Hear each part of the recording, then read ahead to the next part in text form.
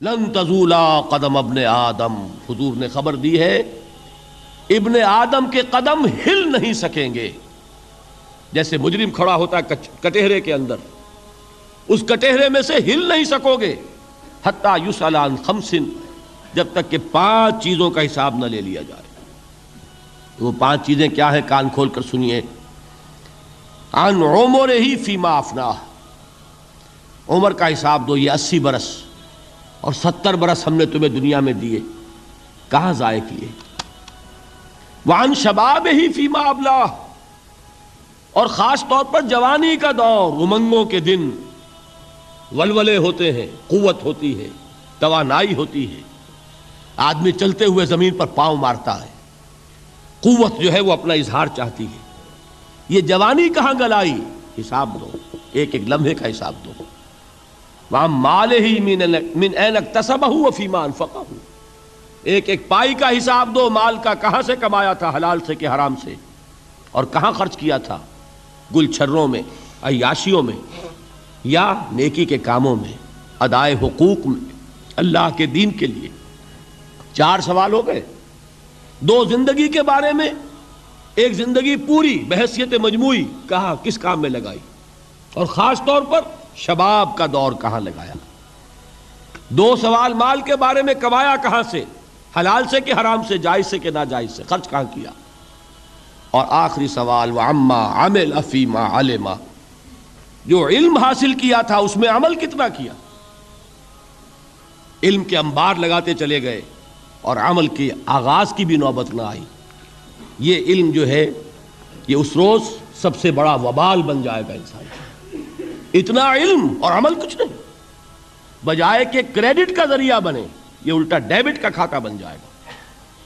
یہ جواب دہی کا احساس ہے کہ جس کی وجہ سے انسان کی ٹریجڈی جو ہے وہ دوہری ہے. کوئی حیوان اتنے بوجھ تلے نہیں، مشقت کی، محنت کی، اس زندگی میں ختم ہوئے، اس کے بعد کوئی محاسبہ نہیں. اس کو بھی غالب نے خوب کہا ہے کہ اب تو گھبرا کے یہ کہتے ہیں کہ مر جائیں گے، اور مر کے بھی چین نہ پایا تو کدھر جائیں گے. یہ ہے وہ ہیومن ٹریجڈی. اب میں آپ کو توجہ دلانا چاہتا ہوں، ایک تو گوتم بدھ کا فلسفہ، اس کے فلسفے کا مین تھیم یہ ہے سروم دکھم، آل از پین، آل از سفرنگ. اور اس نے جو بھی اپنی محنت کی، یہ تو اللہ ہی بہتر جانتا ہے کہ اسے بعد میں ملا کیا اور کیا نہیں ملا. ایک بات آپ سے عرض کر دوں، گوتم بدھ کے بارے میں ایک بہت جید عالم میرے نزدیک بر صغیر پاک و ہند کے علماء میں، جو اس صدی کے علماء ہیں، ان میں ان کا بہت اونچا مقام ہے، مولانا مناظر احسن گیلانی رحمۃ اللہ علیہ. گیلان قصبہ ہے ایک بہار کا، وہاں کے رہنے والے تھے. ان کی زندگی زیادہ گزری حیدرآباد دکن میں، عثمانیہ یونیورسٹی میں استاد رہے. انہوں نے گوتم بدھ کے بارے میں یہ لکھا ہے کہ میرا یہ گمان ہے کہ وہ بھی اللہ کے نبی تھے، اور اس کی دلیل دی ہے. قرآن مجید میں ایک رسول کا ذکر آتا ہے، ذل کفل، اور یہ ذل کفل وہ ہے جس کے بارے میں ہمیں کچھ پتہ نہیں. قرآن مجید میں بھی ایک جگہ ذکر آیا ہے. نمبر 2 یہ کہ کسی حدیث میں اس کی کوئی ہمیں وضاحت نہیں ملتی، نہ حضور سے پوچھا گیا، نہ حضور نے اس کی وضاحت فرمائی. اب یہ ذل کفل ہے کون؟ تورات میں جو نبیوں کے نام آتے ہیں ان میں سے کسی نبی کا نام ذل کفل کے آس پاس نہیں بنتا کہ یہ سمجھا جائے کہ یہ اس نام کی بگڑی ہوئی یا بدلی ہوئی شکل بن گئی ہے. تو انہوں نے جو کہا ہے وہ بات وزنی معلوم ہوتی ہے اس اعتبار سے کہ کپل وستو، کپل، پے جو ہے وہ عربی میں ہے نہیں، وہ فے بنتی ہے. تو ذل کفل کے معنی کفل والا، اور یہ کفل جو ہے کپل، کپل والا، جس کو ہم کہتے ہیں کپل وستو کا شہزادہ. تو انہوں نے یہ کہا ہے کہ گوتم بدھ کے بارے میں یہ خیال، یہ میں عرض کر دوں کہ اس کو ہم یقین سے نہیں کہہ سکتے، یہ ان کا گمان ہے، خیال ہے، واللہ عالم کہیں گے ہم، لیکن امکان ضرور موجود ہے. قرآن کہتا ہے وَلِكُلِّ قَوْمٍ ہاد، ہم نے ہر قوم میں ہادی بھیجے.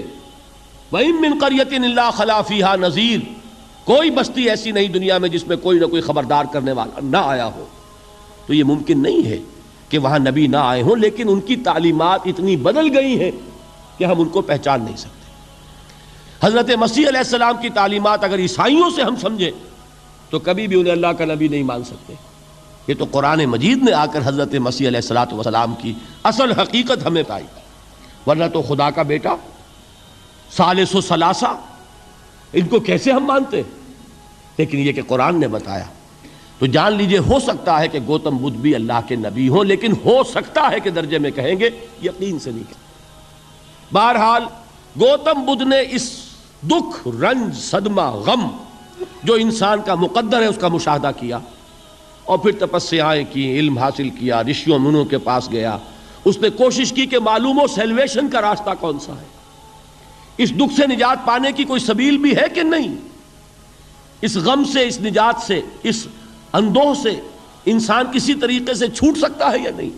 اسی کو سیلویشن کہتے ہیں انگریزی میں، اسی کو ہندی میں نروان کہتے ہیں، اسی کو عربی میں نجات کہتے ہیں۔ ان النجات معلقۃ بمجموع هذه الاشیاء، میں نے امام رازی رحمۃ اللہ علیہ کے الفاظ میں آپ کو وہ لفظ بتایا، نجات کی راہ۔ اچھا، جدید فلسفوں میں جن حضرات کو دلچسپی کی بات ہے انہی کے بارے میں یہ عرض کر رہا ہوں۔ جدید فلسفوں میں بھی ایک فلسفہ ہے وجودیت، ایگزسٹانشلزم۔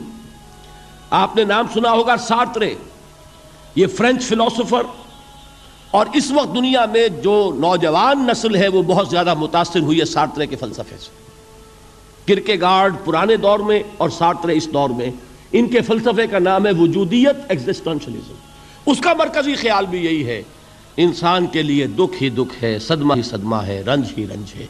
صرف یہ ہے کہ کچھ حساس لوگ ہوتے ہیں وہ صدمے کو زیادہ محسوس کرتے ہیں، کچھ ذرا ان کی حس جو ہے وہ کچھ ڈل ہو جاتی ہے، کند ہو جاتی ہے۔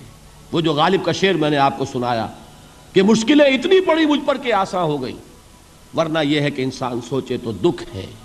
اب یہ دکھ جو ہے اس سے نجات کا کوئی راستہ بھی ہے کہ نہیں، یہ کوسچن مارک ہے، جس کا جواب ہے تیسری آیت میں اِلَّا الَّذِينَ آمَنُوا وَعَمِلُوا الصَّالِحَاتِ وَتَوَاصَوْا بِالْحَقِّ وَتَوَاصَوْا بِالصَّبْرِ۔ جو ایک نا امیدی کی کیفیت طاری ہوتی ہے، وَالْعَصْرِ إِنَّ الْإِنسَانَ لَفِي خُسْرٍ، زمانے کی قسم ہے تمام انسان برباد ہونے والے ہیں، تباہی میں ہیں، گھاٹے میں ہیں، ٹوٹے میں ہیں۔ اس سے جو ایک مایوس کن صورتحال سامنے آتی ہے، اس مایوسی سے نجات دلانے والی آیت ہے تیسری آیت۔ ایک راستہ ہے، یہ امید کی کرن ہے، تباہی سے بچ سکتے ہو، ابدی بربادی، وہ بربادی۔ یہاں تو یہ ہے کہ ہم نے مشقتیں اٹھا لیں، فاقے جھیل لیے، تکلیفیں برداشت کر لیں، صدمے برداشت کر لیے، لیکن موت آئی، اس کا خاتمہ ہو گیا۔ لیکن اس کے بعد اگر خدا نہ خواستہ جہنم میں جھونک دیے گئے، وہ ابد الآباد تک کی، وہ ہمیشہ ہمیشہ کی جلن۔ قرآن کہتا ہے کہ اگر ایک کھال جل جائے گی، جھلس جائے گی، اللہ اور کھال دے دے گا۔ دیکھیے یہ بھی جدید دور میں آپ کو معلوم ہوگا، بورس بکائی نے جو کتاب لکھی ہے، دی فرینچ سرجن، اس نے ثابت کیا ہے کہ قرآن مجید نے جتنے نیچرل فینومینا کا حوالہ دیا ہے وہ بالکل سائنس کے مطابق ہے۔ آج ہمیں یہ معلوم ہے کہ حس جو ہے وہ صرف کھال میں ہوتی ہے، کھال حساس ہوتی ہے، کھال اتر جائے نیچے جو ہے گوشت جلے گا، آپ کو تکلیف نہیں ہوگی۔ معلوم قرآن نے کہا ہے کہ جب کھالیں ان کی جھلس جائیں گی ہم نئی کھال دے دیں گے، تاکہ وہ سوزش جو ہے، وہ جلن کا احساس برقرار رہے، وہ ختم ہونے نہ پائے۔ حالانکہ اس کی ضرورت نہیں ہے، اگر اندر کا گوشت بھی حس والا ہوتا تو پھر کھال دوبارہ عطا کرنے کی ضرورت نہیں ہے، گوشت جلے گا، اس سے بھی جلن کا اور سوزش کا احساس ہو جائے گا۔ لیکن قرآن کہتا ہے کہ نہیں، کلما نضجت جلودہم بدلنا لہم جلودا غیرہا، جب ان کی کھالیں جھلس جائیں گی، جل جائیں گی، ہم ان کی کھالیں بدل دیں گے تاکہ وہ سوزش برقرار رہے۔ ثم لا يموت فیہا ولا یحیا، پھر نہ وہ اس میں جی سکے گا نہ مر سکے گا، نہ زندوں میں ہوگا نہ مردوں میں ہوگا۔ موت کو پکارے گا، کاش کہ موت آ جائے جو مجھے اس مشقت سے اور مشکل سے چھٹکارا دلا دے۔ وہ موت جس سے اس وقت ہم بھاگتے ہیں، اگر خدا نہ خواستہ اس جہنم میں جھونکے گئے تو پھر موت کو پکاریں گے اور موت نہیں آئے گی۔ اس عذاب سے، اس ابدی ناکامی سے، اس خسران سے، اس ابدی ہلاکت سے بچنے کا کوئی راستہ ہے؟ وہ جو میدان حشر میں پکاریں گے لوگ، این المفر، کوئی جائے فرار ہے، کوئی جائے پناہ ہے؟ وہ جائے فرار، وہ جائے پناہ اس دنیا میں اللہ نے ہمیں عطا فرمائی، اسی کا نام صراط مستقیم ہے۔ الا الذین آمنوا وعملوا الصالحات وتواصوا بالحق وتواصوا بالصبر، ایک راستہ ہے۔